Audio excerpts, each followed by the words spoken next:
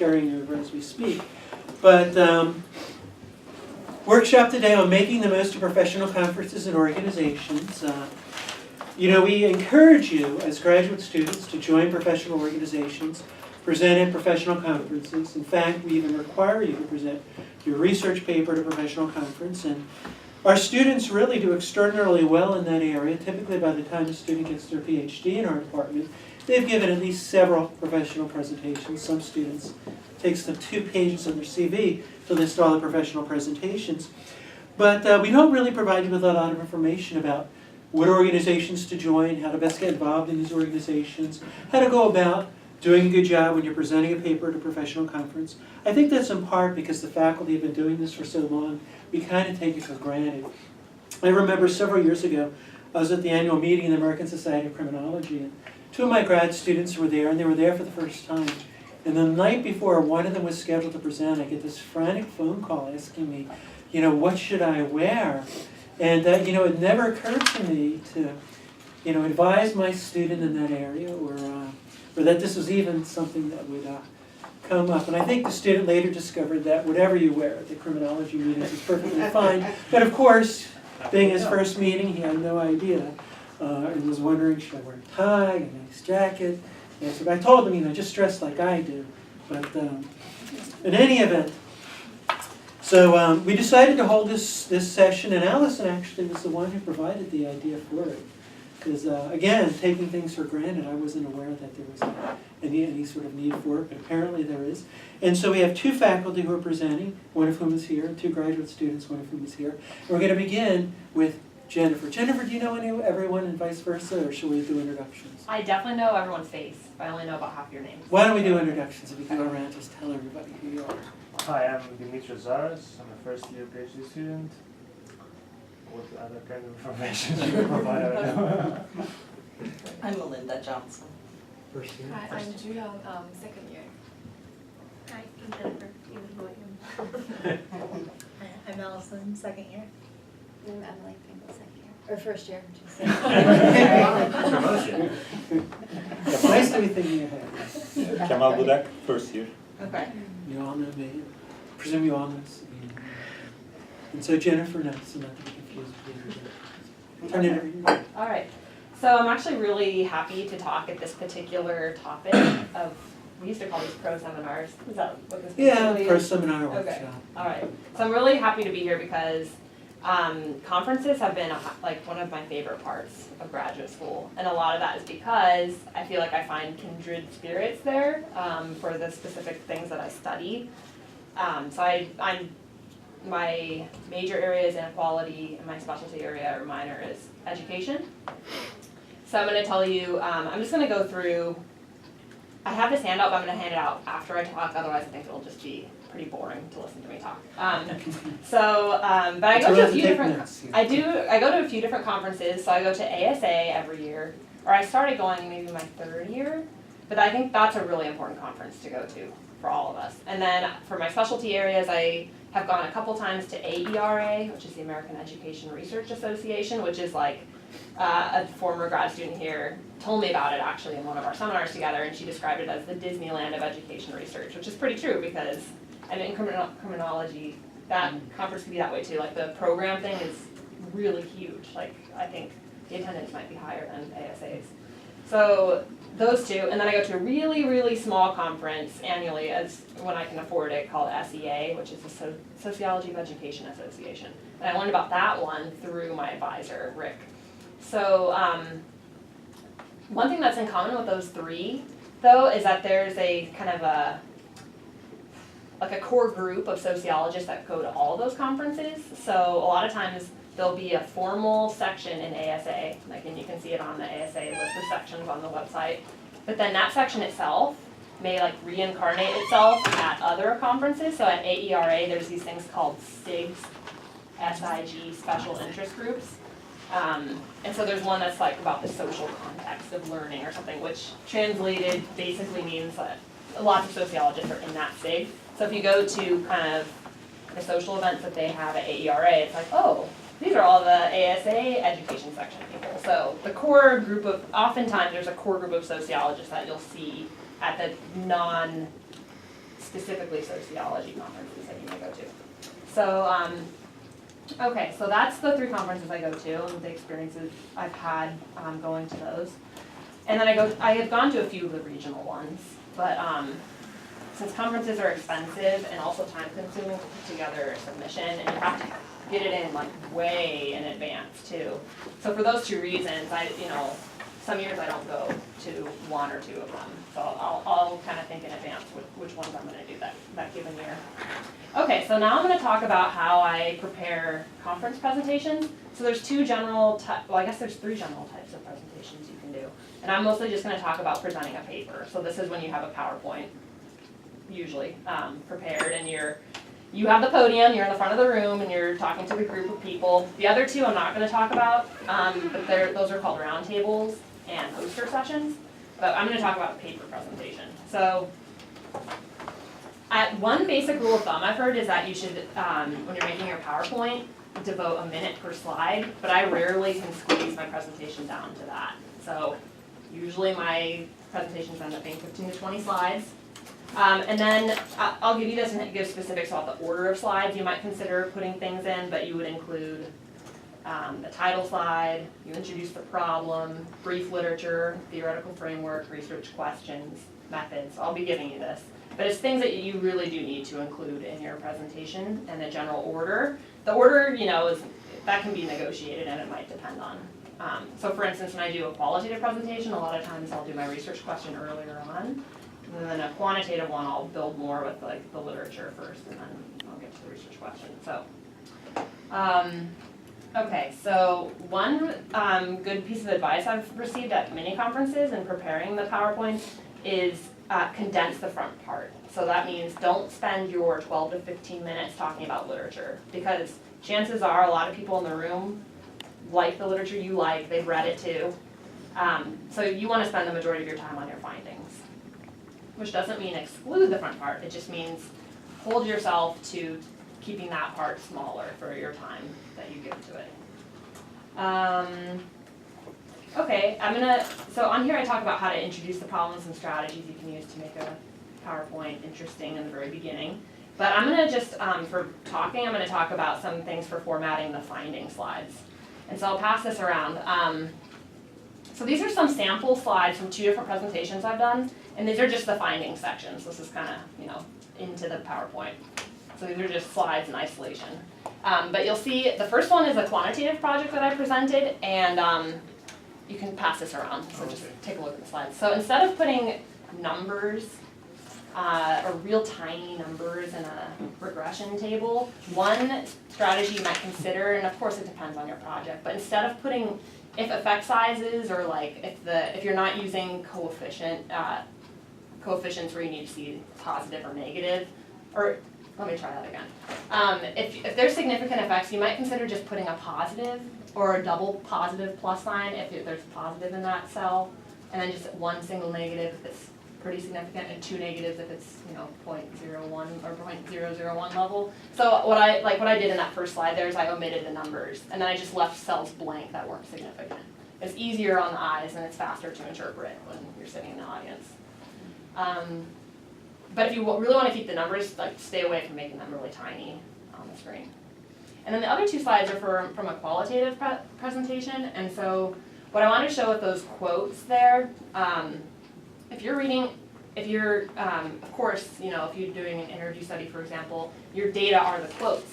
So try to keep the quote short that's on there, or if you want to read a longer quote, just don't put the whole quote on the slide.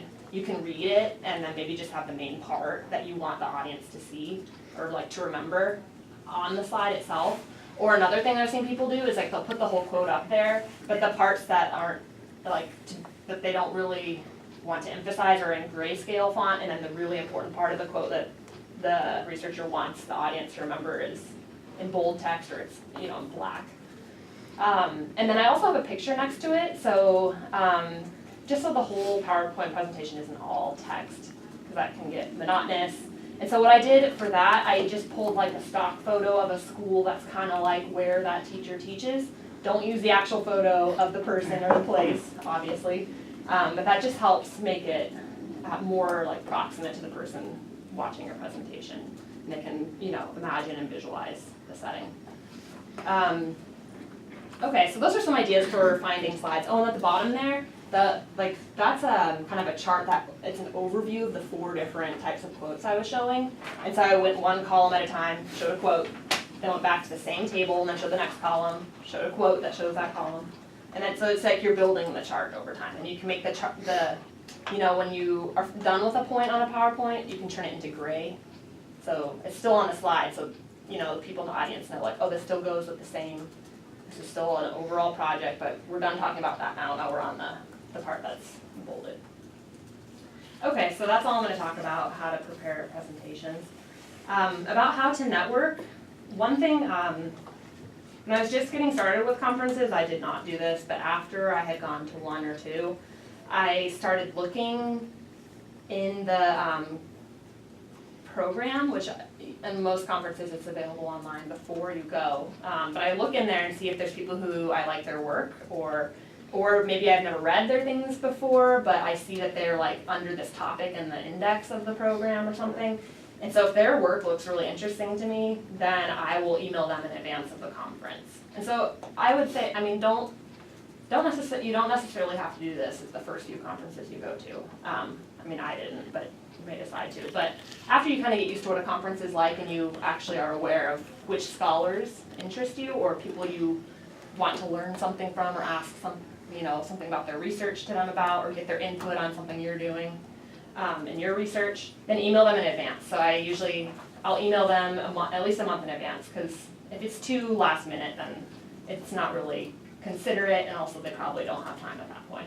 But just say like who you are, keep the email really short, and why you'd like to talk to them or what you want to talk to them about. And often these one-on-one meetings are really helpful, because as I said, these are like kindred spirits sort of, because they study like very precisely what you're interested in, or they use methods that you want to also use. Quick question. Yeah. What do you talk? What is the content of your talks with during the networking sessions? Do you ask, for example, to be co-author for a potential paper, I or usually don't. That's too So- forward for my taste. what is the content? Just getting the business card, or Oh, from them? yeah? I just keep it more low key than that, I guess. Just like talk to them about just general interests, like how did you get into what you're studying, or what are you working on right now, or yeah. And I mean, usually others are going to ask, who are you, where are you doing, where are you studying, what are you studying? They'll start conversations with you too. But it's better to get those conversations first. Then if you have those other like wishes or hopes for down the road, then later, I wouldn't say in the very first time you talk. Okay. And also like others, so professors and advanced graduate students who've gone to a lot of conferences, they want to initiate talking too at like gatherings. So it's not like you have to do all the work of initiating. So yeah. And then the last thing I want to say is some ASA sections actually organize a formal mentoring program, so they'll set something up for you with someone who's in advance of you. So for us, it'd be professors, and they even some sections provide this for junior faculty, and they set up mentoring with senior faculty. So that will come to you, or you'll know about it in advance if you sign up to be a member of a section, and then you'll be on their listserv, and the person who's elected as president for that section for that year, they'll say, oh, we have a mentoring program, do this little SurveyMonkey thing, and then they set it up. And I've done that twice in my education section, and both times it's been really good. One time the person offered to read something of mine and give me feedback, and then the other time it was just really nice because she did qualitative work like what I do. So it was just fun to talk to her, because we both had experiences and in the field, and and often with those types of things, I prepare some questions in advance that I want to know, like how do they deal with this, when they're doing their research. I think I'll stop talking, but I have some things on what to wear. Yeah. So you have a handout for everyone? Yeah, Thank so you. I'll just pass you Very around. thoughtful. Thanks for that, the great presentation. Sure. We'll hold off questions maybe until the end to make sure we get through all the presenters, but let me next turn it over to Stephanie. Sure. Thanks, that was so nice to hear all that. And I guess we'll go sequentially and just kind of add on. Yeah, there'll be some overlap, so feel Yeah. free to go through some stuff. If I can even find my notes. So I go predominantly to public health conferences, so for those of you who aren't in the health field, this may or may not be relevant for your work and your engagement in professional conferences. But I have attended a number of,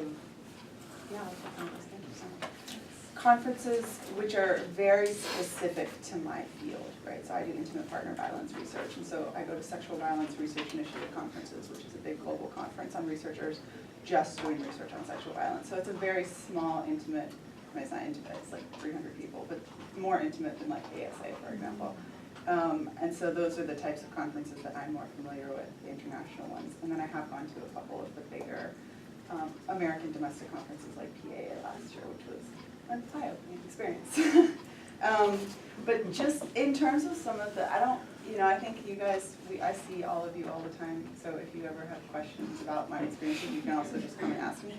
But in terms of, since we're all here right now, I just wanted to share a few things that people have suggested to me that have been really helpful as I have moved through some of these conferences. And then if you have any specific questions, feel free to get in touch. And a lot of this goes really nicely with what you were saying, but in terms of the presentations, the 10 to 15 slides, we all hear that that's definitely how you should plan to do it if you're doing a PowerPoint presentation, keeping in mind that in some fields, like the gender studies conferences I go to, they issue PowerPoints, right? They're all like talking through speeches, and they're it's a much different presentation style. So be aware that as sociologists who we tend to go to conferences across sometimes our field in different departments and different fields. Some fields will have different ways of doing things. Not to say you shouldn't bring your PowerPoint if that's the way you're most comfortable speaking. Certainly I did. But people will be like, oh, she has a PowerPoint presentation. That's interesting. It's whatever makes you comfortable. The one thing that's been really useful for me that my advisor here, Catherine, suggested last year for my PAA presentation was know exactly what you want your main audience to take away. Like if they remember one thing from your presentation, what's it going to be? And like Jennifer was saying, it shouldn't be like your summary of the literature because they already know the literature. If they're at your presentation, chances are they're interested in and doing research on this topic. So what is the one takeaway that you want them to go away from the session based on your findings, your studies, your interpretation of your findings, the implications for theories in your field, etc. And really hone in on that message and see if you can, you'll want to set up the presentation obviously so that you give all the information that they need to understand the research and the methods and how they did it, and then make sure that as you're talking about the findings, you're structuring your presentation in a way that really hones in on that one critical takeaway that you want them to maintain or to remember, because people are going to like 7 different sessions a day. And people's memories are not that good. Mine's not good. So that's just on the issue of framing the PowerPoint. In terms of actual presentation style, my mentor, who was Emma Fulu, who was the coordinator of the study at the UN that I was working at before I came to Emory, she gave me this advice, and she's a fantastic presenter, and she's one of those presenters that when she speaks, her energy radiates and people kind of hone in on her. Like, you sometimes, very good presenters will be able to like bring a room together and bring them all into one space. She's very good at that. And I asked her, how is it that you do that? And she was like, the one thing that I have found to be the most useful is to just speak authentically, right?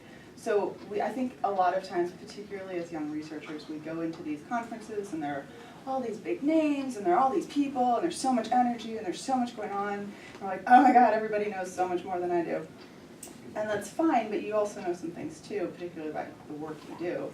And if you can speak authentically and enthusiastically about the work that you do in a way that you are comfortable with and you understand what you're saying, people will respond to that in very positive ways, and they will also be more likely to remember what you're saying.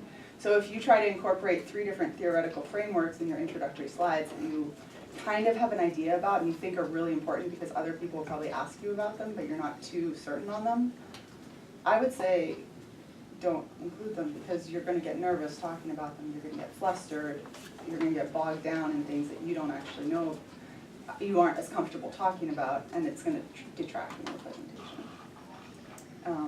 That certainly has happened to me, particularly at that gender studies conference I went to. These gender scholars. Very intense, very fun, great group. And then the only other two things, because I don't want to take up too much time, but the only other things to note is in the Q&A. It's, again, I'm curious to hear whether or not this was your experiences when you were young researchers as well. Not that you're not still young researchers. But when you were just beginning your research. Sometimes you say things that you didn't mean to say. That's fun too. Is that in the Q&A session, people may ask you questions that you don't know the answer to. And again, this speaks to speaking with your authentic voice. If you don't know the answer, it's okay to express uncertainty. It's okay to be like, that's a great question. I'm going to have to go back and think about that.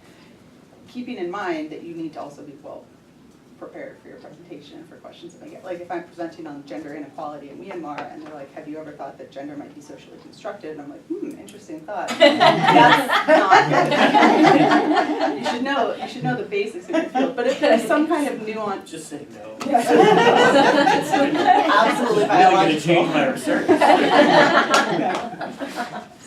Biologist, isn't it about sex roles? I don't understand. It's if people are, people like to also think that they are making contributions to your work, that they're asking a question that's interesting, right? It also takes a lot of guts to raise your hand in front of a group of people you may not know and ask a question about somebody else's research that other people may construe as a silly question or something. So expressing, oh, that's a great question, I hadn't thought of it that way, I'm not entirely sure, but let me get back to you, or do you want to discuss that in the break afterwards? These are great segues also into networking. But just to be able to engage in a productive dialogue through these sessions. I mean, that's part of the reason that everyone's there, is to bounce ideas off of other scholars. So, and then the one last thing I'll say, and this, I'm sensing a trend in my topics in terms of authenticity, but what you wear, it depends on the conference you go to. I think there are some conferences that are much more formal than others. But if you are presenting and you are fussing because you think your shirt's not fitting you properly, you will not be able to speak with your authentic voice, right? Like, be comfortable. Like, don't wear sweatpants, obviously, but yeah, still, like, be comfortable. And also part of that is knowing your audience. Like, at this sexual violence conference I went to, I know a lot of these people, so I felt perfectly comfortable wearing 4-inch gold heels to a conference. Like, it wasn't, and people loved them, right? I mean, we're talking about sexual violence, like, that's kind of much more cheerful. Orange heels, depending on who you are. But know your audience. I might not wear that to a conference that's much more formal and I don't really know everybody, right? Because people do judge people based on their clothing. So be comfortable, but it's that fine line between comfort and still portraying a sense of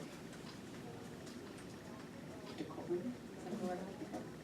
Anyway, but I'm happy to answer any questions about anything else if you think of anything. But I'll turn it over to Sabina now. Great, next.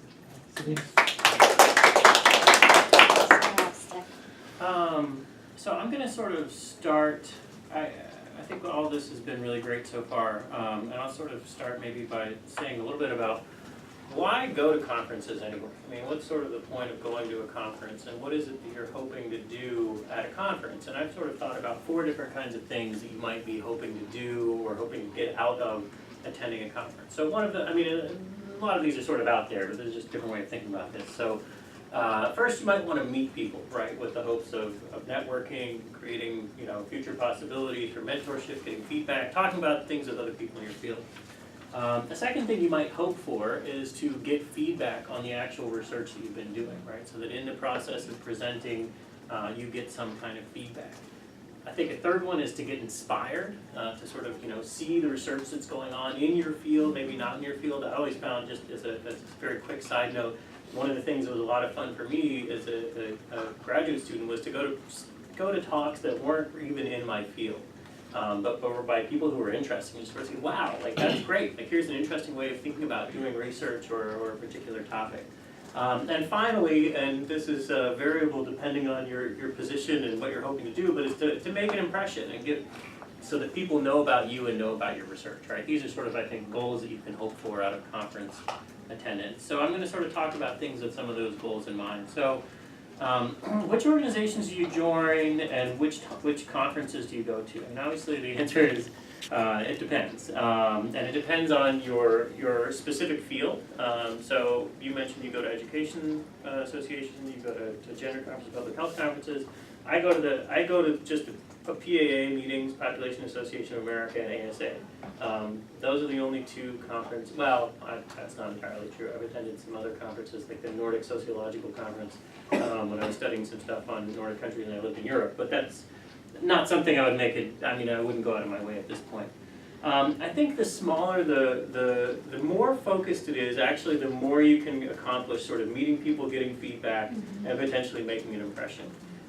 So the PAA usually has maybe about 2,000 people who attend. The ASA is between 5,000 and 7,000, and you can see a real difference between these two conferences. Just it's still 2,000 is a lot of people, but in terms of who's attending talks, you know, how much talks are attended, PAA has senior people who attend talks, are interested, and really try to give feedback and engage with speakers. And I wouldn't say that I feel the same way about the ASA meetings. I feel a lot of the sessions are pretty sparsely attended, and it's hard to feel like you're getting a lot out of it sometimes, especially maybe as somebody who's really early on in your career. So I think that, you know, a lot of these other things, and I haven't been to a lot of the regional meetings, but I've heard, for example, that the Eastern Sociological Society meetings are another really intimate place where people feel like they can meet a lot of the leading scholars in their areas and get a lot of great feedback. So I would say the ASA, you know, in terms of, the ASA is sort of a necessity in a lot of ways for, if you're on the job market, you really probably want to be there. If you know, have something really exciting that you think people will really be interested in, you might want to be there. And it's a great place to get inspired because there are such a lot of different kinds of people who attend. But for some of these other things, I think it's not quite as good. So that's sort of just about that. I had one comment, very brief comment about the notion of a 15 to 20 minute presentation. I think that you really want to know, so the comment is that often I've found that at ASA particularly, these are 12-minute presentations. That you'll get an email and say, I'm sorry, you know, we have 5 presenters and you're going to have 12 minutes for your presentation. And they really are, you know, quite serious about those time limits. If you go over, they'll just say, you need to stop. And if you're a senior person, then maybe you just keep going because you feel like, hey, I can do whatever I want. And then the presider gets more and more agitated and keeps telling you to stop over and over again. Actually, this never happens to me. All my presentations are under. And the reason all my presentations are under is because I don't want to be in that position. And if I get a question in the middle, or if I feel like if I somehow end up just talking extemporaneously, I want to make sure that I'm under. So I always aim, most of my presentations are actually more like 10 slides, even sort of going on a minute per slide.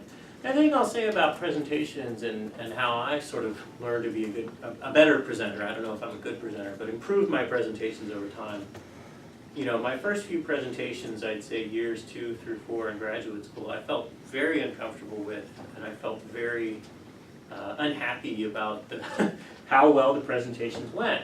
And I can really remember what changed was sort of not trying to give a presentation that was like, here's my PowerPoint, I'm going to present this, but instead thinking about all the things that I felt, what did I really want to communicate in that 12-minute span, memorize more or less that entirely, and talk about that, and obviously, and then make a PowerPoint to sort of fit that, rather than saying, oh, I have a PowerPoint, I'm going to memorize the PowerPoint, and I'm going to talk about the PowerPoint, right? But it's really trying to sort of think about.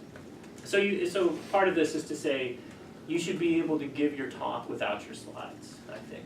And because, you know, partially this is always like, well, if you have some kind of terrible technical difficulty and you don't have slides, you know, then you can give your talk still. But also just to be able to, like, thinking about what you want to say.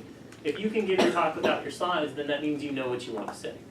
And again, and you really do want to practice a lot. If you are giving a talk that's I mean, it's just like, if you give a talk that you haven't practiced a lot on, people will be able to see that, and nobody benefits. And then it's like, what did you go to the conference for in the first place, right? I mean, what's sort of the point of that? Let's see. One more thing about sort of networking. And again, this varies tremendously based on which of the meetings you're going to. But I will say for both the ASA and the PA, don't imagine, probably in most cases, you're not going to be able to walk up to famous person X, after a talk or in a hallway and have a talk with them. And part of that is, even if you had a great thought about, the presentation they just gave, you had something you really wanted to ask them about or tell them about their presentation, after their presentation, there will probably be a line of 15 people who are somehow in front of you, who want to talk to them. And of those 15 people, the person will already know 10 of them, and they will be happy to see them, and you will be a person who's at the back of the line saying, oh, but, and I actually have experience that I've tried to talk to someone, and they've just walked off. Right, well, I was like, hello. You're not on their radar. And so I think the idea of contacting someone ahead of time, especially if you're on a panel with someone, if you're co-presenting with them, then it's great to get in touch with somebody ahead of time and say, listen, do you have time to meet for coffee for 15 or 20 minutes? I'd really love to talk about your research, or even say, I'd really love to get some of your feedback, on my research, or hear about, these kinds of things. I think that's going to work, and trying to sort of hopefully ambush someone is not going to work. The other thing, I'll say two quick last things about getting feedback. So, feedback is minimal at these events, or it's maybe not minimal, but it's often less than I think we would desire. If you're in the situation where you have a discussant, the discussant is going to have 10 minutes to talk about 4 or 5 papers. So they're going to spend maybe 2 minutes talking about your paper. So 2 minutes of spoken feedback on your papers. If that. If that, right. They may spend 10 seconds. They may say, oh, and author Dr. Cornrich, you should probably think about justifying your measures a little better, right? And that's it. And so, and in terms of getting questions, again, there's tremendous variation, but a lot of times, if people run over, if you start late, if these other things Or you happen, have 5 papers and no or if you have discussant. 5 papers and no discussant, there's no room for questions at the end. And so, or if there's room for questions, there's room for 2 questions, and if you don't get that question, then you don't get the feedback. So how do you get feedback? Well, one way you can try to do it, and I mean, there's no guarantees, right? There are no guarantees, but I would say try to be proactive. And being proactive means having a finished draft of your paper well before the conference deadline, which I'd say at least a month, having something that you would feel comfortable sending out to other people, and sending it out to the other people on your panel. To say that I'd like to circulate the paper that I'm going to be presenting. Any feedback would be welcome. And some people are going to not read it, but some people will read it, and some people might have something to tell you about it. Some people will really go you get people who really go above and beyond. They will read the whole thing and offer you detailed comments on it. And you can't control what other people are going to do, but if you don't circulate your paper, they're not going to offer you any feedback on it.